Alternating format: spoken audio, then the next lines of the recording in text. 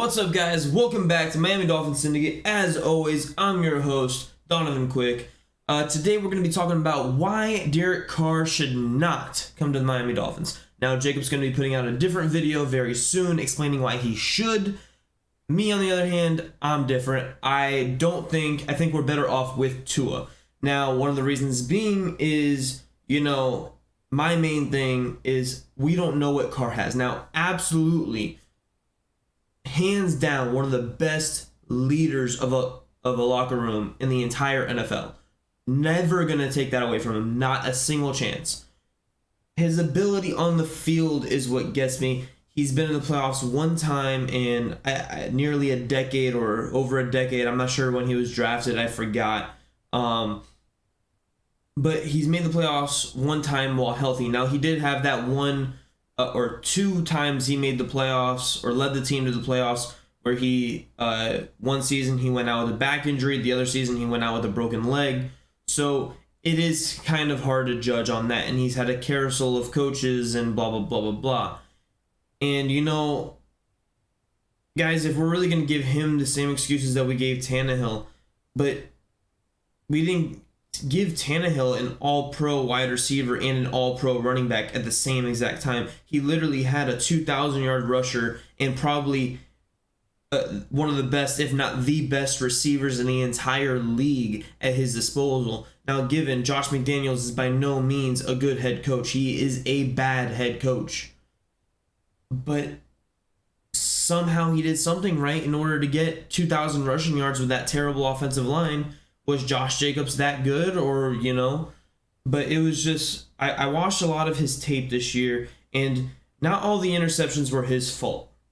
I would say about 4 of the 14 were not his fault.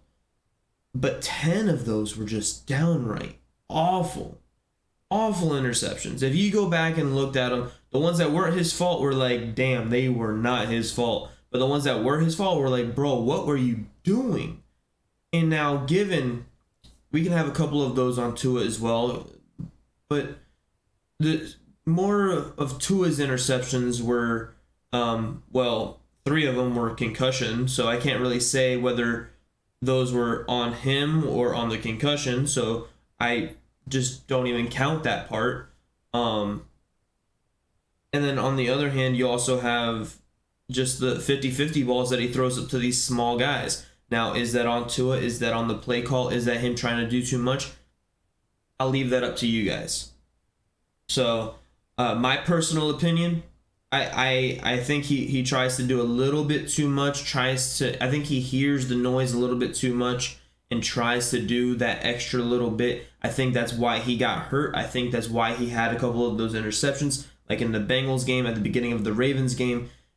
He just needs to settle in, and I think in year 2 of this offense, he has that chance to do that.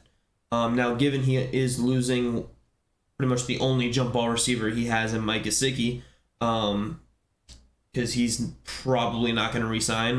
I made a video on that not too long ago. Go check it out if you haven't already seen that. But, I mean, we're really talking about what are the benefits of, having Derrick Carr and what are the benefits of keeping Tua. And, Tua was an MVP candidate at one point in this offense. Now, he had an off game against San Francisco, but against the Chargers, he was on the dot. The man was on. And at first, I thought, man, he just had back-to-back garbage games. That never happens with Tua. He always has, like, the one garbage game and then comes back out and just lights it up. And at first, I'm like, damn, 2 back-to-back garbage games? That doesn't make sense. And I went back and I watched the tape, and it was really just, pinpoint throws in the guy's chest. Pretty much the only spot where these guys can catch the ball. And whether it be that the receivers were held, they were playing a really physical game.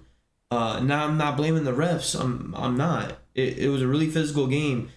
They just had, Hill and Waddle on lockdown, and they were having a frustrating game, those two guys. And outside of that, Tua wasn't getting the ball to Sherfield or his checkdowns. I did criticize that. He did try hit too hard. to make those hard passes, but he was making those hard passes. The receivers just weren't making the hard passes, completed. So that's why I'm like, there's things that Tua could have done differently in that game. But outside of those two games, he played really well against the Bills in the second game. Putting up nearly 30 points in that kind of weather, we finally established a run game. Given Tua didn't have to do too much, but what he was asked to do, he did. And then going into the Green Bay game, he lit it up in the first half. Arguably his best first half of the entire season until the concussion. So, those are his 3 bad games, given he also only played, 10 games, 11 games? So, yeah, he had 3 bad games, and then he had, 7 outstanding games, or 8 outstanding games. Actually 7. The New England Patriots one was kind of mid, not going to lie. But Derrick Carr, on the other hand, he didn't show me nearly anything the entire season. I went and I watched his tape. He didn't show me really anything I needed to see to be like, yeah, I want that guy. The only possible reason I would want Derrick Carr is because, look, he is a top 15 quarterback. Tua, I have somewhere between 12 and 13, maybe 14. I have Derrick Carr right there with Jared Goff at around 14, 15. Even 16, the average quarterbacks right there. Now maybe I have Tua a little bit too low, but I have to put him down there because once again, he had 3 bad games out of the 11 he played.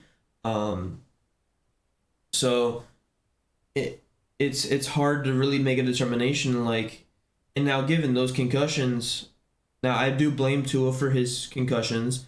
Because he held on to the ball too long both those times he got concussed. If you don't count the Bills game as a concussion, if you do count the Bills game as a concussion, that wasn't his fault.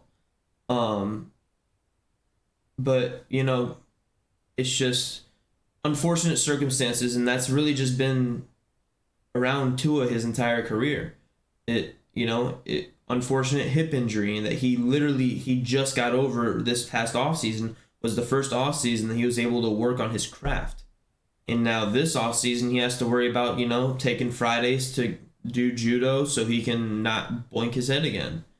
Trying to make light of it, but it's really, his sole purpose is like, oh, I have to be on the field for my team. And yeah, you do.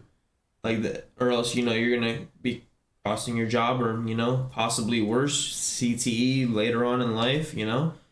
But Derrick Carr, yeah, he had a great year last year. He had almost no receivers, and he led that team with a good defense. That was a very good defense last year. I don't know what happened this year. That was a very good defense last year, and he led them to the playoffs last year. This year, new head coach, better weapons on offense, somehow got worse on offense with better weapons and an offensive head coach, given their defense wasn't that good either. So, when their defense sucks and stays on the field for a long time, then your offense can't really produce either. So that causes him to, try too much or whatever. So I'm giving him a little bit of the benefit of the doubt. But the bottom line, is he better than Tua? Leadership-wise, yes. Now, I'm not saying Tua is not a good leader. I'm just saying that's how good of a leader Carr is. Arm strength, Carr. Accuracy, Tua. Anticipation, Tua. Being able to move safeties with your eyes, Tua. The ability to read a defense, I would put that about even. The pre-snap, that's about even. The mobility, I think Tua's got him in mobility, to be quite honest with you. Now, Carr can be mobile. He is bigger, but he doesn't take off as much as Tua does. It would actually surprise some of you guys how high up Tua is in the QB rushing rankings this year. I think he was somewhere in the low 20s. Given that's low, but no one really anticipates Tua being a runner. And obviously you have the EPA, you have yards per attempt, QBR, passer rating, all these other statistics that Tua's, Tua pretty much almost led the NFL in all those statistics, and Carr did not. And I'm not a statistics guy. I look at the tape and I determine what I see from tape. And what I see from tape is like, I don't think Carr would fit in this system. And the system that we've given is built around Tua. And it's a lot of anticipation throws. It's a lot of quick, accurate throws. You have to be an accurate quarterback to be in the system. And I don't think Carr has that precise pinpoint accuracy. I think he's more of like a Josh Allen type of accuracy where he can, hit a throw every once in a while, but that's not really his thing. His thing is creating plays elsewhere, throwing to the outside shoulder, like almost throwing receivers open, but that's not this offense. And now Tua can throw receivers open too, not as much as Carr. However, that's not this offense. This offense is quick throws. And, I mean, we were able to do quick throws and somehow almost lead the league in EPA. Like, that's crazy. So, yeah, my opinion, going on 12 minutes now. So, my opinion, I think the Dolphins stick with Tua, or should stick with Tua. I don't think they should pursue Derrick Carr. I don't think he's an upgrade. I don't think he's that far off of Tua. However, my reasons for keeping him are really, just that, is that Tua is better than Carr. Now, other people may think otherwise. I think other people are wrong. Other people being Jacob, and he will be providing a video for you guys very shortly on this. So, love you guys. Be safe out there. Have a great rest of your day. Love y'all. And be safe. Hey, and don't forget, tell somebody you love them. Peace.